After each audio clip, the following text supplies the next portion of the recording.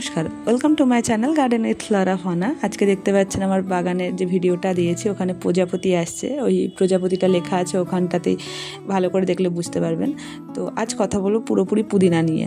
আমার এই পুদিনাগুলো মাটিতে বসানো আছে একটা বেড করে, কিন্তু আমি আজকে প্রোপাগেট করব। তার সাথে আপনাদেরকেও প্রোপাগেট কিভাবে করবেন, নতুনভাবে গাছ কিভাবে তৈরি করবেন, সেটাই আপনাদেরকে জানাবো। এই সময় গরমকাল, পুদিনার প্রয়োজনটা অতিরিক্ত বেশি, আমরা সবাই জানি। সবাই পুদিনার শরবত খাওয়াটা উচিত নর্মালি, বা বাড়িতে বাচ্চা থাকলে বা কোনো গেস্ট আসলেও সাথে সাথে কিছু না থাকলে পুদিনা দিয়ে শরবত বানিয়ে দিতে পারেন। সবসময় বাড়ি থেকে কিনে আনা কোল্ড ড্রিঙ্কসগুলিকে না খাওয়াই যতটা কম করা যায় ততটা আমাদের জন্য, শরীরের জন্য ভালো।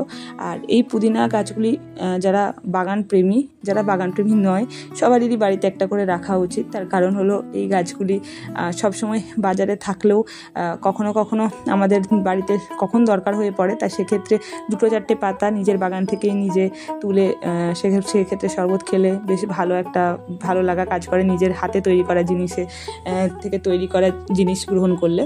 তো সেই জন্য বলবো পুদিনাটা অবশ্যই করুন। কিচ্ছু না, আমি যেভাবে করেছি সেভাবে একবার চেষ্টা করে অন্তত দেখতে পারেন। সময় বা অর্থ কোনোটাই বেশি ব্যয় হবে না, এটুকু কথা দিতে পারি। এই যে গাছগুলো আমার এখানে দেখতে পাচ্ছেন, এই গাছগুলোকে আমি অন্তত 1.5 ইঞ্চি করে কেটে নিয়েছি। আর আপনাদের গাছ কিনে আনার দরকার নেই।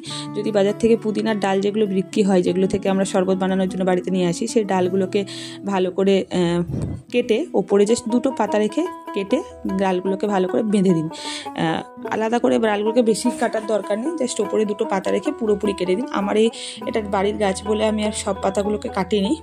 সব পাতাগুলোকে কেটে উপরে 2-4টে পাতা রেখেও সেটা করতে পারেন। আর এই যে ভালো করে গার্ডার দিয়ে বাঁধার পরে যেখান থেকে পাতাগুলো বাদ দেওয়া হয়েছে, ওই গাঁট অংশ যেগুলো থাকে, পর্ব বলে, ওইখানটা ভালো করে গার্ডার দিয়ে বেঁধে ওরকম 3-4টে গাঁট জলে ভেজানো থাকে, সেরকমভাবে জলে ভিজিয়ে রেখে দিন।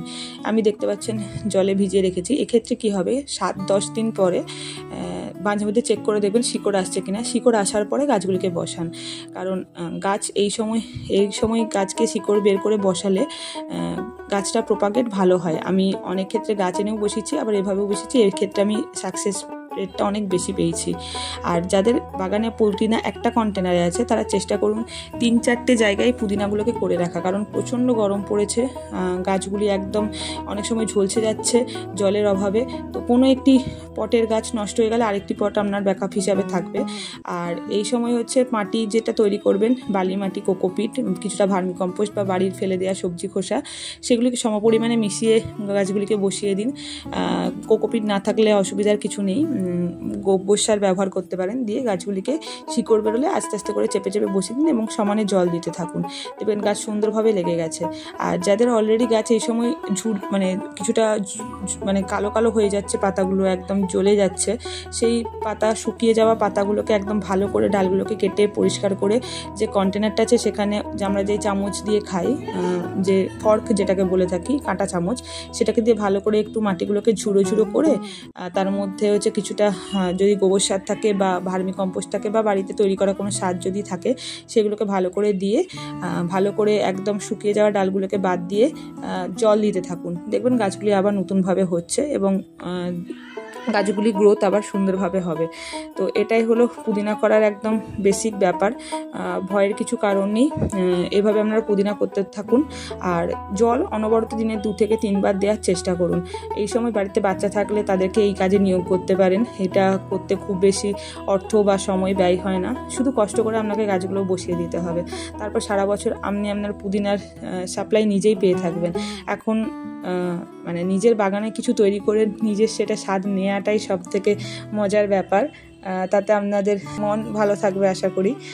তো এইটুকুই আজকে পুদিনার যত্ন সম্পর্কে বলে রাখলাম। আরও যদি আপনাদের কিছু সমস্যা হয়ে থাকে পুদিনা নিয়ে, সেটা জানাতে পারেন। আরেকটা কথা, বাড়িতে যখন ডাল ধুচ্ছেন, সেই জলগুলোকে ফেলে দেবেন না, একদম গাছের গোড়াতে দিয়ে দিন।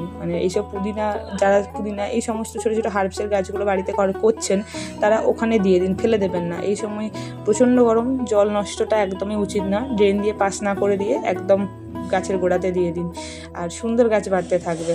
অসংখ্য ধন্যবাদ ভিডিওটি এতক্ষণ দেখার জন্য। Thank you.